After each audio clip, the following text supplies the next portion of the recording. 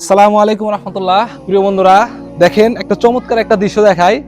এই দেখেন মাদ্রাসার পরিবেশটা দেখেন। এটা হচ্ছে আমাদের মাদ্রাসা। তো সবচেয়ে মজার বিষয় যেটা, সেটা হচ্ছে যে কিছুদিন পূর্বে আমাদের মাদ্রাসায় যখন মাহফিল হয়, তো আমি কিছু ফুল গাছ লাগিয়েছিলাম মাদ্রাসায়।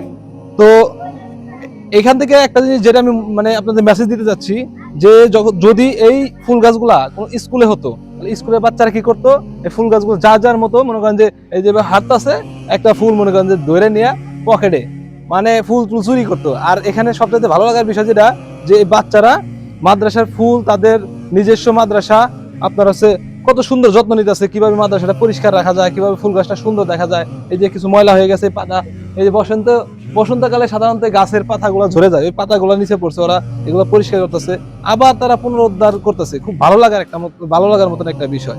তো ছোট ছোট নুরানির বাচ্চারা আছে, যারা মনে করেন যে বুঝে না, অবুঝ, তারাও কিন্তু একটা ফুল এখান থেকে ছিঁড়ে না।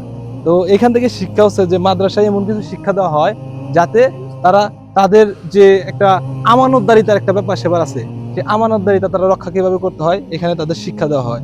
তো যদি বিষয়টা খুব ভালো লাগলো, আমার কাছে ভালো লাগছে, আপনার কাছে যদি ভালো লাগে তাহলে অবশ্যই একটা শেয়ার করবেন। সালাম আলাইকুম রহমতুল্লাহ।